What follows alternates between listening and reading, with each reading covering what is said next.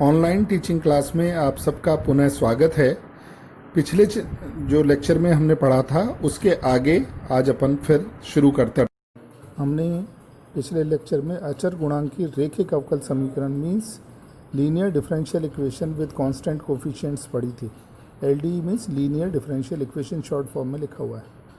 और इसमें देखा था कि अगर कोई भी डिफरेंशियल इक्वेशन जो लीनियर है और उसके गुणांक अवकलजों के गुणांक अचर हैं और उसके दाहिने पक्ष में अगर ज़ीरो है तो केवल पूरक फलन ज्ञात करना होता है, या पूरक फलन जब भी निकालना हो तो दाहिने पक्ष को ज़ीरो लिया जाता है। तो अभी हम ऐसे क्वेश्चंस डिस्कस करेंगे जिनमें राइट हैंड साइड में ज़ीरो दिया गया है। तो फिर ऐसे प्रश्नों में केवल पूरक फलन CF कॉम्प्लीमेंट्री फंक्शन ही निकालना होगा, पर्टिकुलर इंटीग्रल इन सवालों में नहीं निकालना पड़ेगा। तो जिसमें राइट साइड में ज़ीरो है उसमें कॉम्प्लीमेंट्री फंक्शन ही पूर्ण हल होगा। तो ऐसे प्रश्नों को अभी देखते हैं, पूरक फलन निकालना सीखते हैं। तो हमने 4 तरह के पूरक फलन पढ़े थे। पहला, जिसमें जो मान है ऑक्सिलरी इक्वेशन में उसमें m के मान भिन्न भिन्न और रियल हों। दूसरे में पढ़ा था रियल और समान हो, मूल के मान रियल और समान हो। तीसरे में पढ़ा था कि मूल भिन्न भिन्न लेकिन सम्मिश्र हों। और चौथे में पढ़ा था मूल समान और सम्मिश्र हों। तो ऐसे क्वेश्चंस लेके उनको डिस्कस करते हैं। तो इसमें पहला क्वेश्चन ले रहे हैं कि कोई डिफरेंशियल इक्वेशन दे रखी है d³ y/dx³ minus d² y/dx² minus dy/dx plus y = 0। तो इसमें अवकलज जितने भी दे रखे हैं इन सब के गुणांक अगर अपन देखें तो पहले d³ y/dx³ का गुणांक 1 है, d² y/dx² का गुणांक -1 है, इसी प्रकार dy/dx का गुणांक -1 है और y का गुणांक 1 है। तो इनके गुणांक अचर हैं, इसलिए अचर गुणांक की रैखिक अवकल समीकरण ये दी गई है, जिसमें सीधे हाथ राइट हैंड साइड में दिया गया है, दाहिने पक्ष में दिया गया है 0। इसका मतलब केवल पूरक फलन निकालना है। तो अब जैसा हमने पढ़ा था कि अगर इसमें सारे में dy/dx को अपन d/dx को अगर d से लिख दें या dy/dx को कैपिटल dy से लिख दें तो दी गई अवकल समीकरण बन जाएगी d³ minus d² minus d plus 1y = 0। ये शॉर्ट फॉर्म है लिखने का, तो इसमें d को d/dx लिखा गया है। अब अगर y की जगह e⁻mx पुट करें तो फिर e⁻mx 0 नहीं होता, इसलिए इसकी ऑक्सिलरी समीकरण सहायक समीकरण बन जाएगी m³ minus m² minus m plus 1 = 0। तो ऐसा लगता है जैसे d की जगह केवल m लिख दिया और ये जो ब्रैकेट में मान था उसको बराबर 0। ये कहलाती है सहायक समीकरण। हर बार अपने को लिखनी है और सहायक समीकरण अपने को मालूम है e⁻mx y की जगह लिखने पर आती है, क्योंकि पहले अपन ने इसे सॉल्व किया है। तो इसके फैक्टर निकाले, ये m में क्यूबिक इक्वेशन है तो m के मान निकाल रहे हैं। तो इसमें m² - 1 और m - 1 = 0 आ गया। तो m के मूल आ गए 1, 1 और -1। यहाँ पर ये तीनों मूल वास्तविक हैं, इसमें 2 मूल समान है और 1 भिन्न है। ये बात अपने को नोटिस करनी पड़ेगी। तो इसलिए अब जब अपन CF लिखें इसका तो CF ही पूर्ण हल है, इसलिए y बराबर आ गया। अब 2 मूल समान है -1 1, तो इसका तो CF हो गया C1 + C2x e⁻1x और तीसरा मूल माइनस है तो C3 e⁻−x, ये तीसरे मूल का पूरक फलन का मान हो गया। तो यही पूर्ण हल कहलाएगा। इस तरह से ये अपन ने पूरक फलन निकाला। चूँकि राइट हैंड साइड प्रश्न में 0 था इसलिए यही पूर्ण हल कहलाएगा। तो इसमें वास्तविक मान और असमान भी थे और भिन्न भी थे। इस तरह का प्रश्न अपन ने किया एक, तो इसको ध्यान से कर ले। दूसरा प्रश्न लेते हैं जिसमें इक्वेशन दी गई है d4 y/dx4 plus 2 d³ y/dx³ plus 3 d2 y/dx² plus 2 dy/dx plus y = 0। चूँकि यहाँ भी राइट हैंड साइड 0 है इसलिए केवल CF निकालना है और CF ही पूरक फलन ही इसका पूर्ण हल कहलाएगा। तो इसमें चूँकि सारे जितने अवकलज दे रखे हैं और y दे रखा है इन सब के गुणांक अचर हैं, इसलिए ये बन गई अचर गुणांक की रैखिक अवकल समीकरण। तो सबसे पहले तो अपन ने d को d या d/dx या dy/dx को कैपिटल dy से रिप्रेजेंट कर दिया। तो ये समीकरण बन गई d4 + 2 d³ + 3d² + 2d + 1 y = 0। अब अगर इसमें y बराबर e⁻mx रख दें तो इसकी ऑक्सिलरी समीकरण बनेगी m4 plus 2m³ plus 3m² plus 2m plus 1 is equal to 0। तो सीधी सीधी अपन ये मान लें कि d की जगह m लिख दो और e की पावर mx 0 नहीं होगा, इसलिए केवल ये ब्रैकेट 0 होगा। अब इसमें m के 4 मान आएंगे, क्योंकि 4 घातीय समीकरण है तो m के 4 मान देगी, वो चारों मान अपने को निकालने हैं।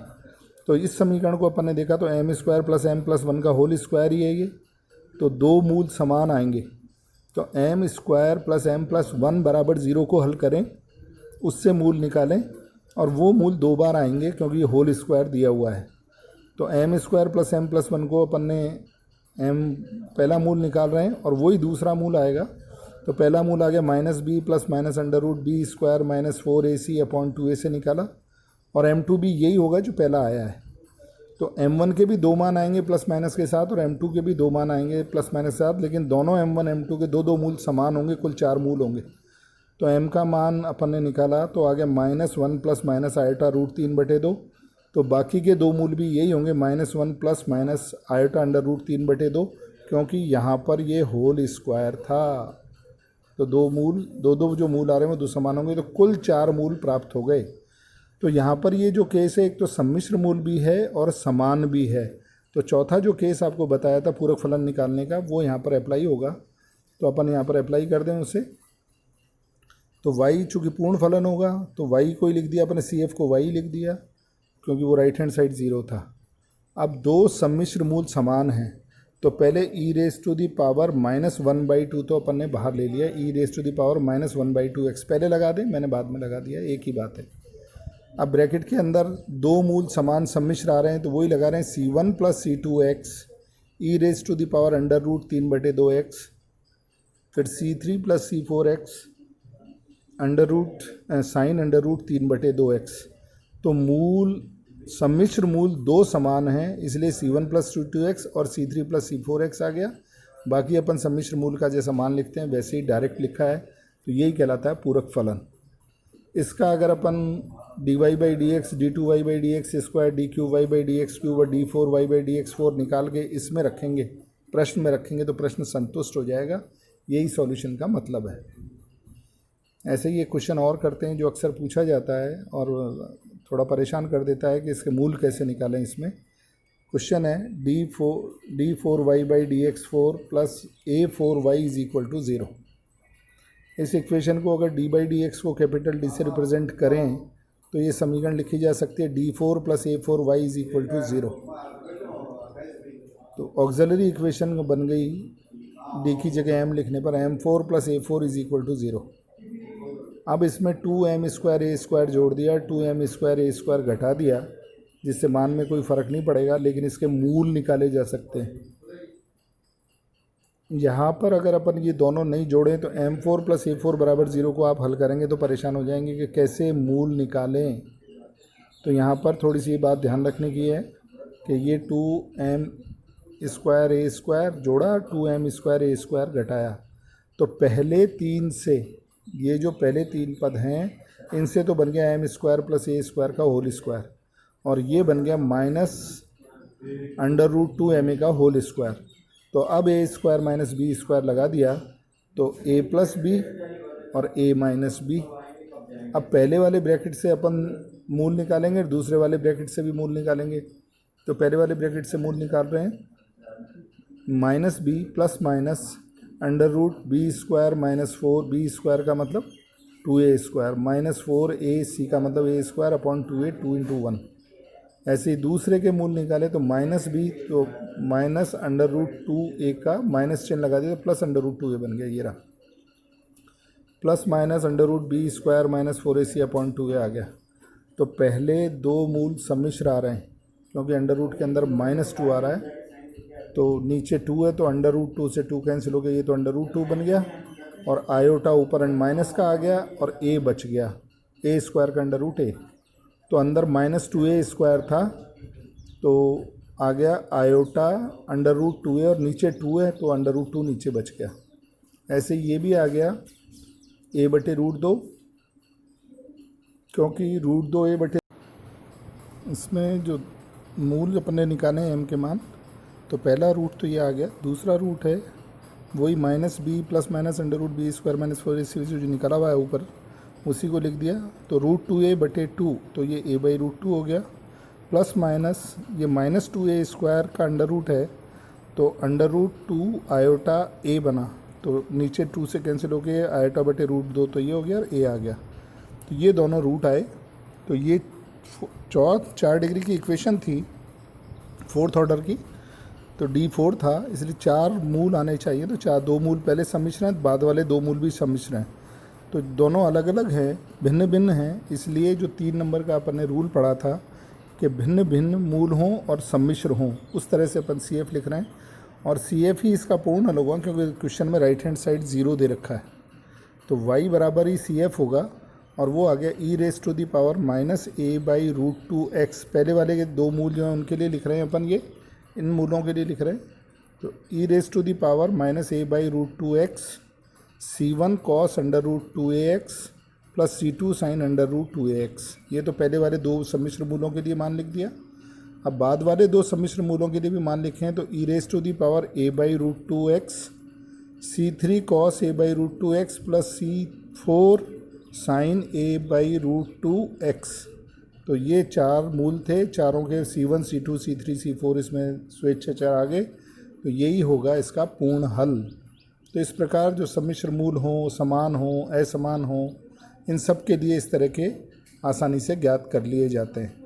तो हर सवाल जो आगे आएगा जिसमें राइट हैंड साइड कुछ दिया गया होगा, उसमें CF तो सभी में निकालना पड़ेगा, और PI जिन जिन सवालों में राइट हैंड साइड दी गई होगी उसके अनुसार अपन PI भी निकालेंगे। एक क्वेश्चन है इसमें राइट साइड 0 दे रखी है, इसलिए प्रश्न यहाँ कर लेते हैं।